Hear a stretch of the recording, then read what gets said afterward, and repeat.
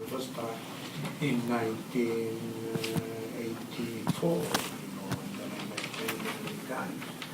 And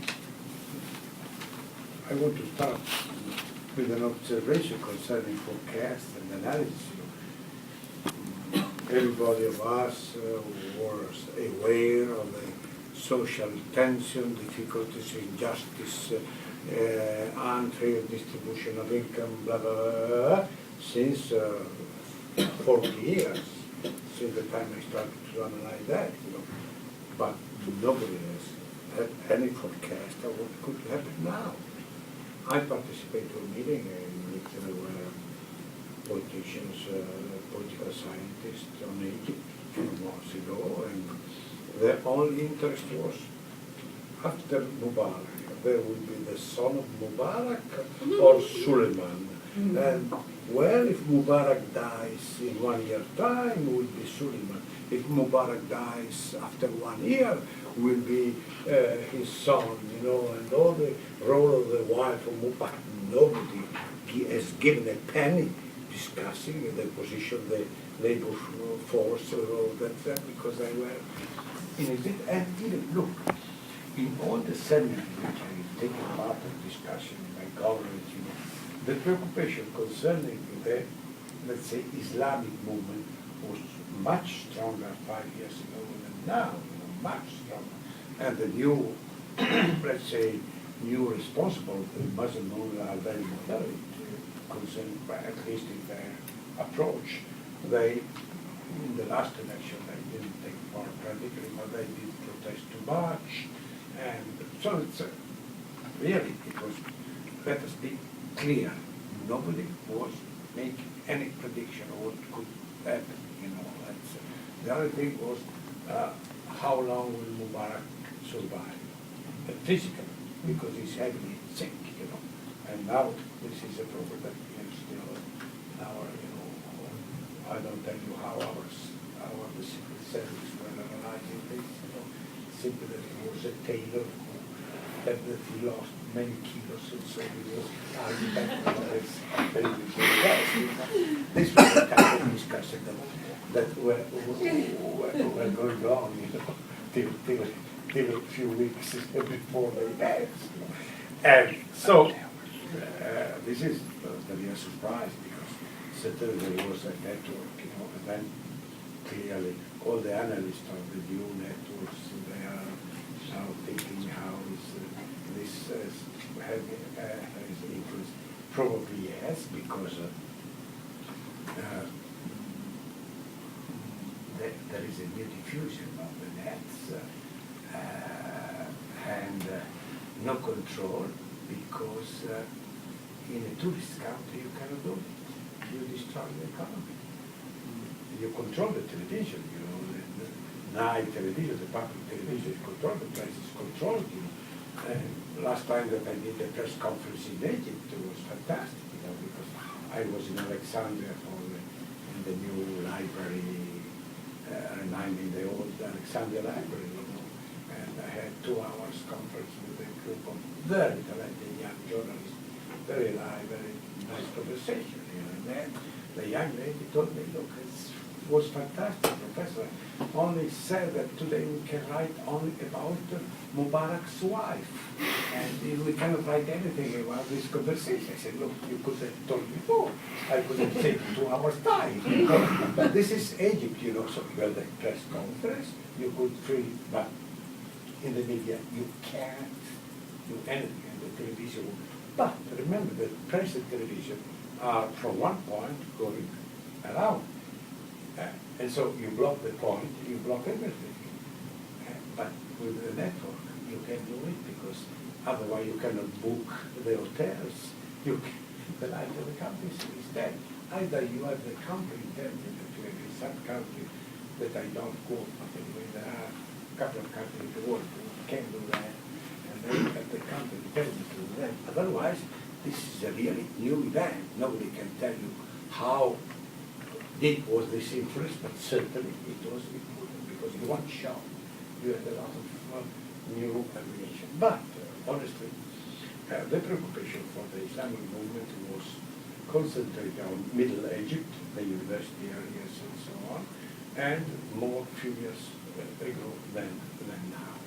Then, you know, this, I don't know whether a revolution, whether, you know, I don't know, the things happen, let us say, when the things happen, you know, of course, I've given much more attention to Egypt than even to Libya, even if Libya is so important for my country, because Egypt is everything, you know, this is what we have to think, that Egyptian universities make influence on all the sub-Saharan area, not only Sudan, but they go till the Atlantic, you know, so this is the thought, you know, the center of the thought, you know, so politically the world, Egypt is absolutely very, very important, and the social situation was worsening.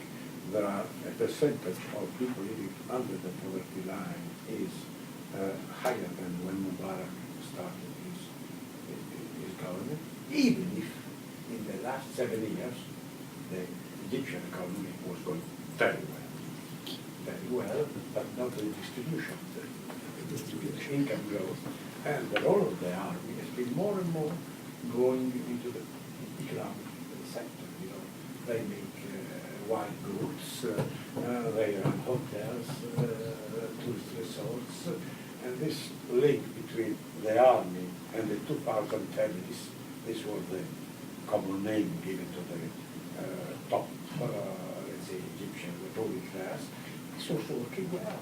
They said that it was a country that was developing well with foreign investments, a banking system that was modernizing with new institutions. So it's, and that this happened because the social situation was unsustainable for important people.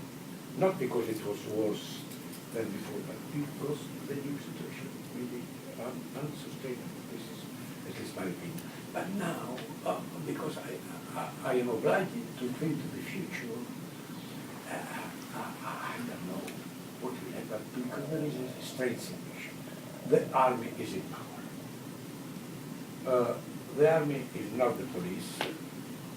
Is full of privilege, but meritocratic, and coming from the rural Egypt. Many generals are really poor people that have grown up because they are good. You know. So there is a respect for the army. There is not the sense of oppression. And the army, after they, I don't know what revolution, let's say, you know, after this episode, they behaved very wisely, open to the opposition. Don't forget that the Muslim brothers were permitted to talk on television, you know, and it was an unbelievable event. You know. And with this opening up to the opposition, Muslim brothers included, also because everybody knows, but it's necessary to remember that all the social policy in Egypt is done by the Muslim brothers, you know, it's food systems, some health systems, and the army, you know, there were a strange exchange of message, you know, the army declared that they will not present any military candidate to the new presidential election. The Muslim brother answered telling that they will not present any new candidate to the election. Then the Muslim brothers, in order to reassure more the public opinion, made a declaration that is unbelievable. We engage ourselves not to win the next political elections, you know, and it is a strange declaration from my point of view. But anyway, the thing that the Muslim, they know they are very powerful. They know that because of international reasons and also internal reasons, they must self-constrain. The army is strong in power, and so this is the new equilibrium of the country. But there is a problem. And this, I speak, being not informed of the thing, but only trying to understand the situation. Let's say the economic and social security is worsening. No tools, difficulty in the export industry, difficulty in the banking system. flow of capital. Remember that the American government has given positive aid, to, let's say, urgent aid to Egypt, but this, to give you the idea of the flow, of the outflow of capital, this was big enough, but the quantity was half of a day of the flow of capital from Egypt in the first days. So you have the idea of how the countries. And look, but this is, I repeat, it's only a question mark. In this case, which is the outcome of the change of the revolution, generally, either terror or dialogue, because people ask to the holy rulers to tell them, take care, because we die. You know? And we are in this moment, in this delicate situation, from a political point of view.